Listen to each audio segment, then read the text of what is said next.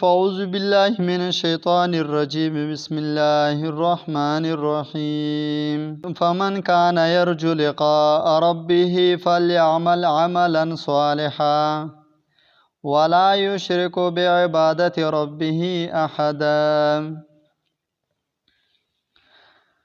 په تیره جمعه باندې موږ د اخلاص په باره کې حدیثونه ویلو، واقعات ویلو.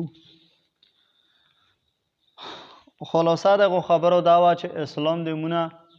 په خپل اعمال کې د اخلاص و د صفا نیت مطالبه کوي. تبارک الذی سورت چې مو خلک د خوب په ټینګ کې وي، په هغې کې الله رب العزت په دا واله ایتونو کې فرمایي. هغه خلاصه د هغو ایتونو داسې ده په پښتو کې چې الله رب العزت فرمایي چې زه د تاسو امتحان کوم چې کوم یو در کې خپل عمل کوي. نو دلته کې بیا کتابونه لیکي چې قرآن کریم ته ولټوه او په یوه ځای کې الله رب العزت انسانانو ته دا نه دي ویلي چې زه د تاسو امتحان اخلم چې ډېر عمل در پکې څوک کوي. اسلام مولا کله اندې بیړې و د یوه بل نه د مخکې کېدو د دغو شیونو زور مولا نه یې راکړی چې شابه بل نه ډېر شه، ډېر وکړه. او مولا چې کله هم دعوات راکوي ورته وي چې کوشش کوه چې ښکلی وکړي ځکه چې په ډېر باندې به ځان ستړی کې او چې کله یو کار ډیر وي سړي ته زړه تنګېږي، هغه بیا په منډه کوي. لکه مو به دا تربیه وې په 16 کوته به وو، نو خلکو به په داسې یو ویر به پرې راټیټ کړی و. نو نن جمعه باندې د اخلاص په مقابل کې چې ریا ورته ویلی شي، ځان وخانه ورته ویلی شي، چې سړی د بل د وجې نه خپل عمل له اوږدوالی ورکوي یا د بل د وجې نه هغه عمل ډېر کوي، د هغې په باره کې ذکر کوو چې دا څومره ناکاره شی. الله رب العزت په سورت کهف کې فرمایي چې کوم سړی الله مني او دا مني چې زه به الله ته ودرېږم، نو په دنیا کې د خپلې عملونه کوي او د خپل رب سره دی په خپلو عبادتونو کې څوک شریک نه جوړوي. او موږ انشاءالله حدیث ویو، نبی علیه صلات وسلام فرمایي چې هغه پټ شرک نه دی، وړوکی شرک، زه په هغه نه ګوره ډېر سخت ډارېږم چې دا به په تاسو کې وروستو ودرومي. صحابه کرامو ته پوښتنه وکړه چې د الله رسوله دا پټ وړوکی شرک چی دی؟ نبی علیه السلام یې فرمایل چې یو د غټ عبادتونه وي چې سړی د الله لپاره کوي، او بیا په همدغو غټو عبادتونو کې کله انسان په زړه کې دا روشي چې راشه دغه انسان لی وکړه. نبی علیه السلام فرمایي چې دا وړوکی شرک دی. دا نه ځان وساتو، سړی پې کوپر لا نه وځي، خو لکه یو قسم ته لکه څنګه د الله لپاره کول په کور و هغه ته بل له کوې، نور د ثواب ته امر پرې مخلوق نه ده، خو یو قسم ته په زړه کې هغه نه د صفاتو د دغو شیونو ته امر وځي. په دا وجه نبي علیه السلام یې ته نښه ویلي دي.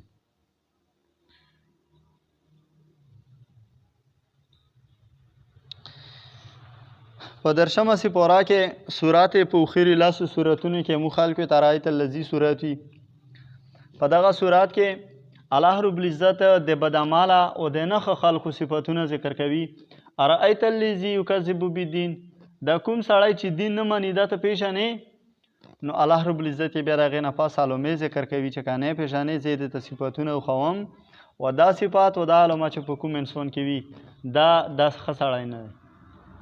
الله رب العزت فرمایي فذلک الذي یدعو الیتیم، یو دا دی چې یتیم له بدیکې ورکوي.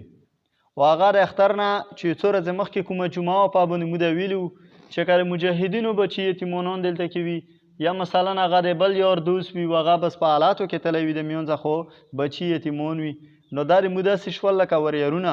او په کار دا دی چې د هغو سره نشته دی دا چې موږ زموږ اختر په خوشحالو کې شریک وو او سرسات غنم یې ویلي وو چې دا هغو له ویر کړو. نو یتیم له دیکې ورکوي. حدیث مبارک راځي چې ښکلی کلی هغه دی چې پاکې یتیم وي او بیا د هغه څخه ښه سلوک کېږي، خپلو بچو غوندې هر سړی ګڼي، او بد کلی هغه دی چې هغه کې یتیم وي او د هغه څخه بدسلوکي کېږي. والا رحم وکړي په هر ځای کې د ماحول دی، بس چې په پوه شو چې یتیم دی بس په سترګو مې ته توره تیاره رودرومي او بس باد یې شي. او بیا الله رب عزت فرمایي ولا یحض علی طعام المسکین، د مسکین او د غریب سړي په خوراک باندې تیزي نه ورکوي، یعنی په خپله خو یې څه نشته دی او د خوله خو یې څه شته دی چې دا استعمال کړي او بل پرې راتیز کړي چې ها شابه سي.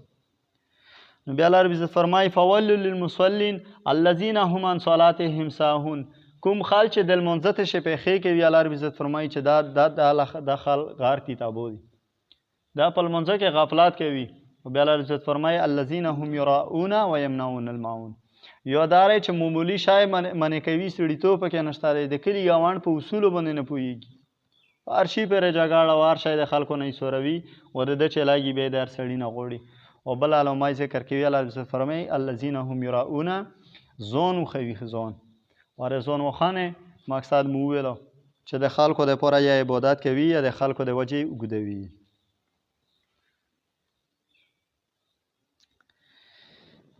حدیث مبارک کې روڅي یو ترجمه اول کوو بیا حدیث ویو الله رب عزت درشمه سپاره کې فرمایي چې داسې یو غم او مصیبت راغی چې د خلک پکې پټ شي او ځینې مخونه به د قیامت په ورځ باندې ډورېږي اعمال به یې کړی وي ځان به یې ستړی کړی وي خو څه پیدا به یې نه وي او ګرم ورله به ورنوځي عاملات ناصبات تصلی نارا حامیه ځان به یې ستړی کړی وي خو ورله به نه وځي نو د عمر رضی الله عنه باره کې روڅي چې هغه وارث چې ته روان و او په لاره کې یو عیسایي و یا یهودي و خو د بل مذهب یو سړی ولیده و هغه دومره کمزوری شوی و دومره چې بس تشه هډوکي پوتي و بدن پرې غوښه نه وه بیخي چا نه یې پوښتنه وکړه ورته ویې چې دا خو ډېر کمزوری شوی دی دا څله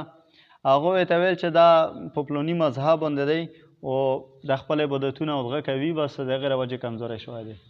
عمر رضی الله عنه ځان څه په ژړا شه چې په ژړا شه ملګري ته پوښتنه وکړه چې دا خو بېدینه دی موږ په مذهب هم نه دی او بوډا سړی دی او ته په دا باندې خفه شولې او ژړا شولې څله عمر رضی الله عنه ته فرمایي چې زه په دا نه یم خفه چې یا دا کمزوری دی چې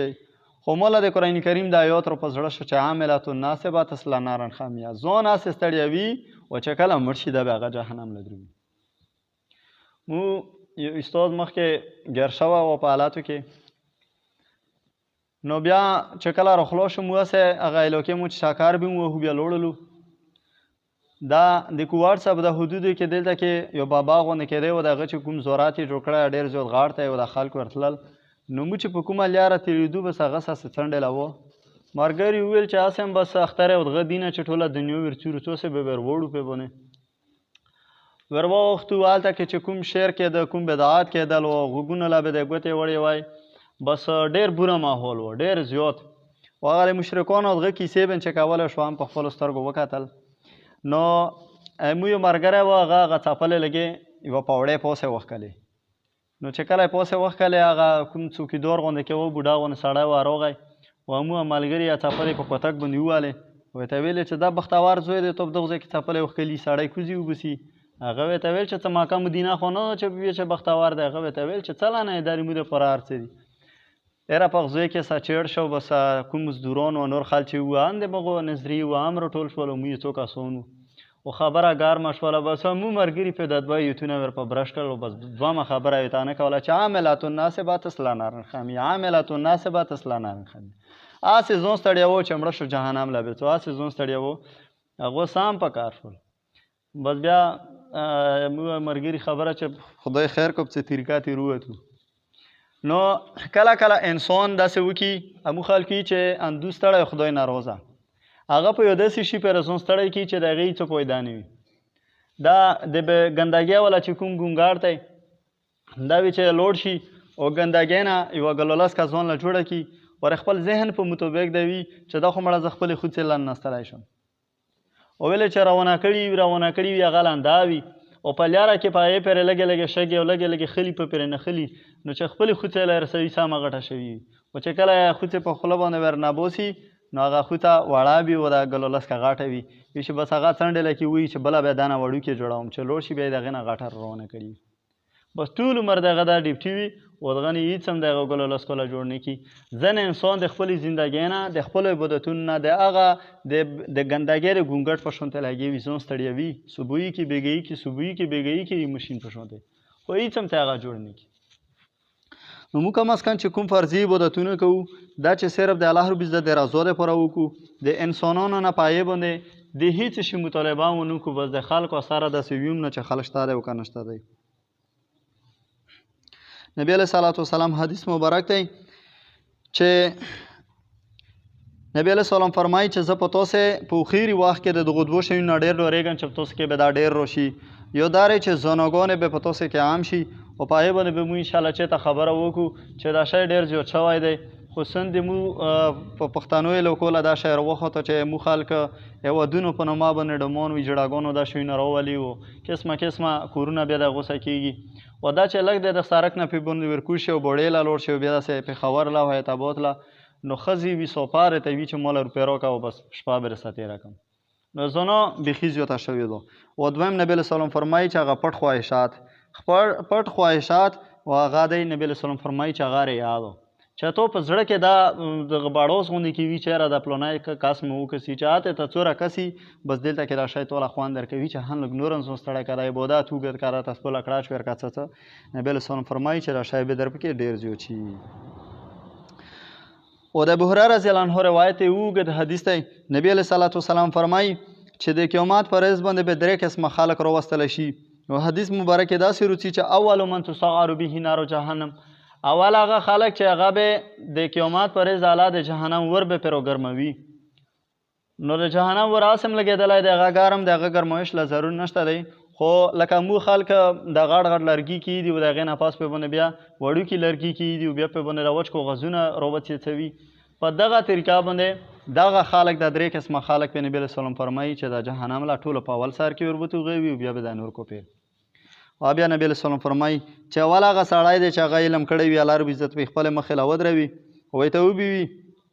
مجاهد صاحب مجاهد ته به وایي چې تو د جهاد د څه له د کولو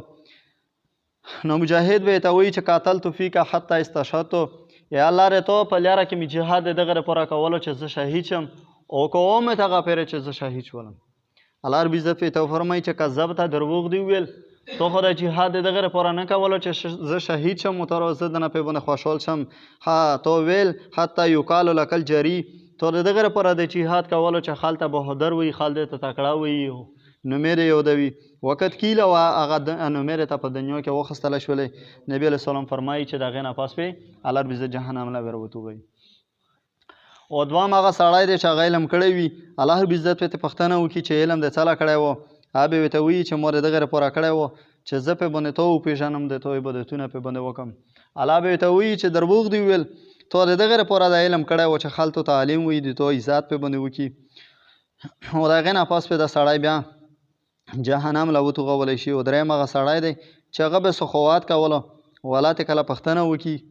نو دی به یې په جواب کې وي چې ما د خلکو ښېګړه کوله الله به ورته وایي چې تو د دغه لپاره هر څه کول چې خلکو ته سخي وي ښه سړی دې ته وایي هغه یې درته ویلي دي او بس د مو سره اوس بدله نشته هغې نه پس پې ورله وتوغوي نور دا نه ده چې دا مالونه ګنې کوپر دی د کوپر بس پې کوپیر شول خو لکه څه د انسان خپله مالونه کمزوري وي څه یو ښه عمل کوي او په هغې کې د بیا نیت خراب وي نو دا د مواسم عقیده او نظریه ده چې که یو انسان ګناهګار و مسلمان و و د ده ځان قدم الله سخت کړی دغه لپاره چې هغه وروستو سختۍ به ته پې باندې ختموم نو بیا د مرګه پاس سختۍ نشته دی که ځان قدم کې الله رب عزت پې ډېره سختۍ را نه وستلې او په قبر کې پې باندې الله ذوبونه راوستل دغه لپاره چې و خیرات حساب کتاب له چې موږ عمل سوپه شي نو بیا و خیرات کې به ته سزاګانې نشته و که مثلا دلته کې داسې سرسري حساب کتاب ساوه شو سزا یې ته میلاو نه شوه نو بیا چې کومه غلط عملونه یې کړي وي په جهنم کې به د هغې سزا څکي بس که میلټ یې وڅکله او که سیکنډ یې وڅکله او که کلونه پکې حساب شو خو لکه هغې ته په څه طریقه باندې بیا سزا میلویږي نو دا خلک دي نو مجاهد دی اوس ټایم کې الله رب عزت راخم وکړي تنظیمونه دي هغه پې صرف چاندې راټولوي او علما دي هغه بس یو رسم و رواج د علم نه جوړ شوی دی په اوس ټایم کې یو سړی هم علم د دغه لپاره نه کوي او نه یې بل ته وښوي چېرې بس خال ښه شي او خلکو پیدا وشي خو بس پلار یې لګي او استاد کوشش کوي چې زه ملا یم ټول خال ولمون شي او اسکول ولوي چې ټول اسکولیون شي او مجاهدین وي چې ټول خلک مجاهدین شي خو لکه که دا سوچ وکړو چې هر سړی ښه شي او بیا سړي ته وکړو چې دا په کومه اداره کې د دغه استعمال ښه کېږي که یو سړي علم د عمر د علم یا په علم دپاره روباسه که یو سړي عمر د تبلیغ وي تبلیغ لی روباسه که یو سړی شکل و صورت یې در مجاهد وي په جهاد کې ښه استعمالیږي جهاد کې استعمال که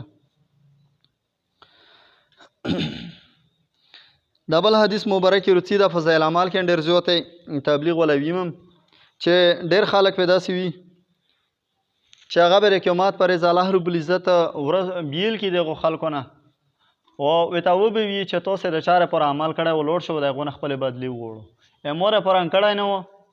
نو چې زه یې دله بدلې درکوم چې چا د پوره د کړی ولوړ شه او د هغه نه خپله بدله وغواړه.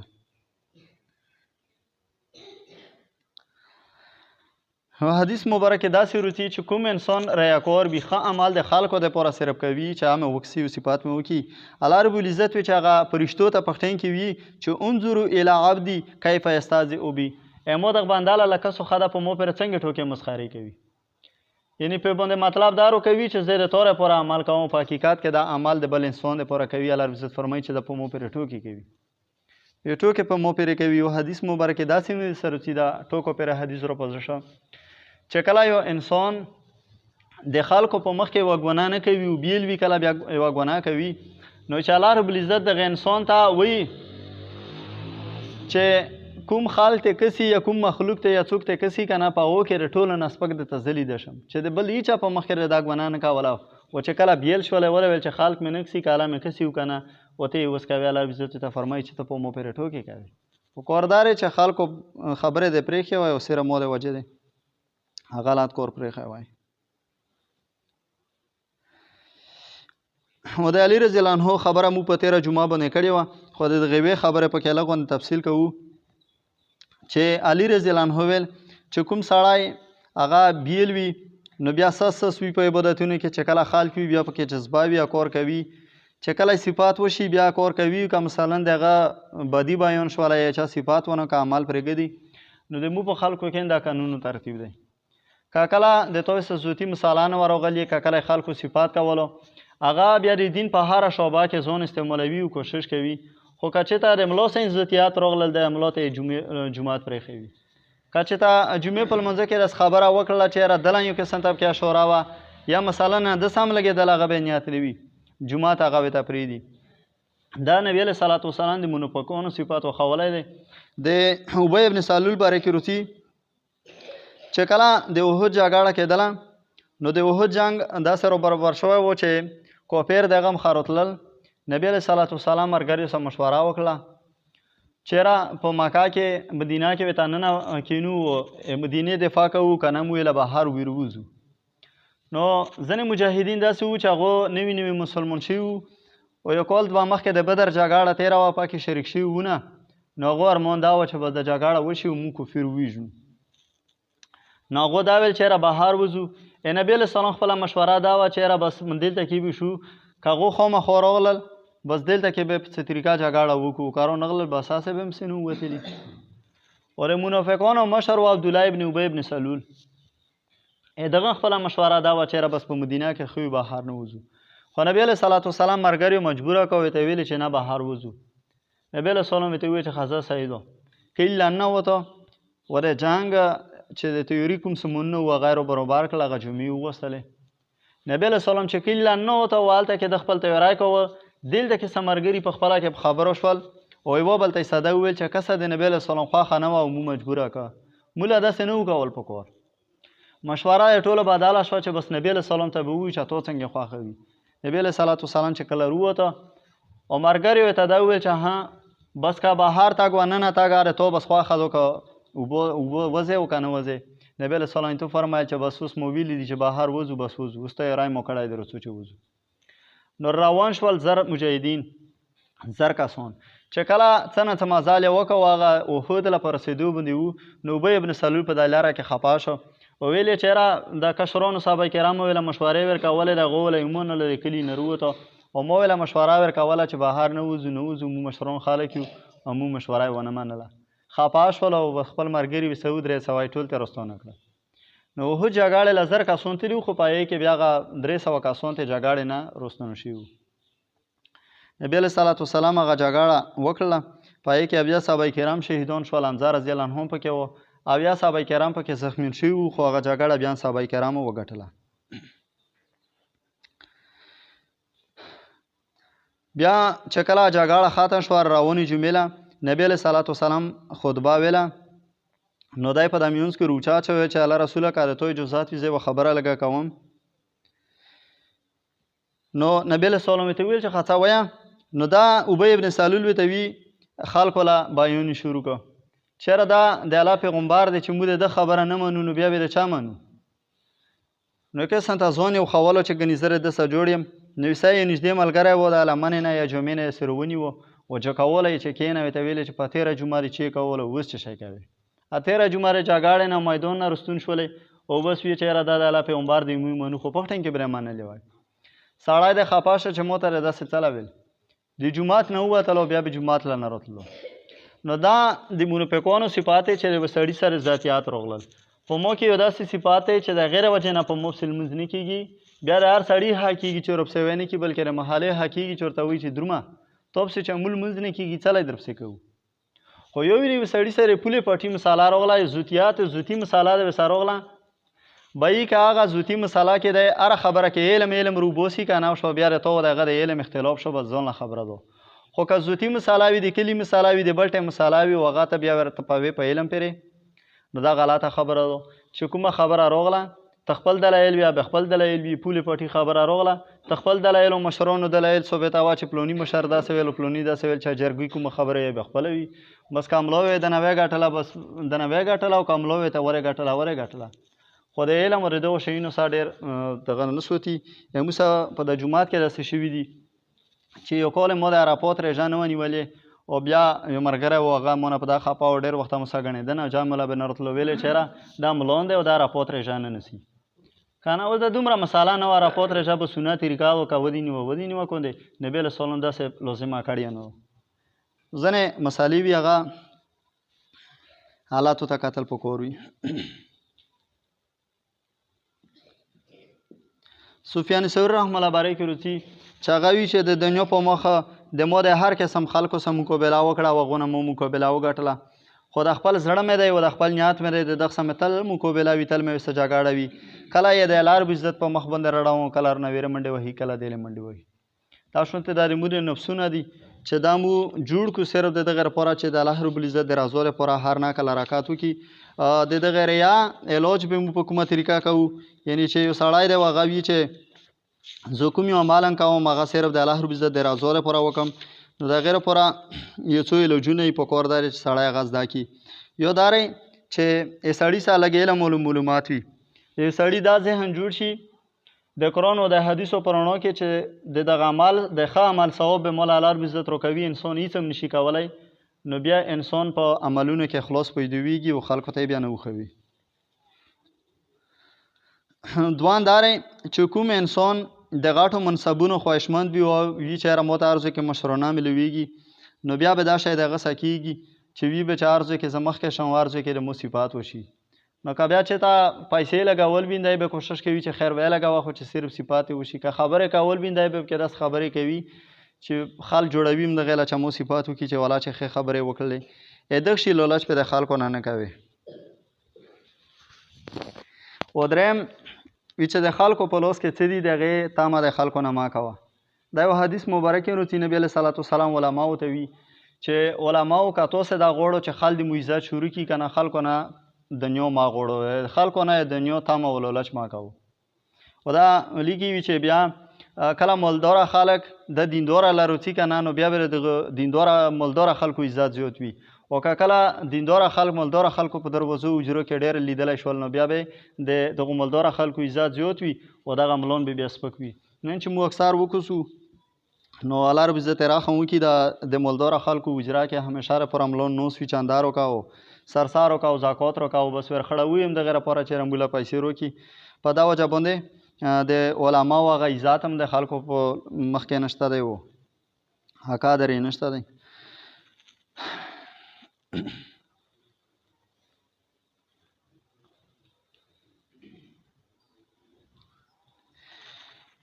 او بله طریقه دا ذکر کوي نبی علیه صلات وسلام فرمایي چې د یوه ښه مسلمان علامه دا ده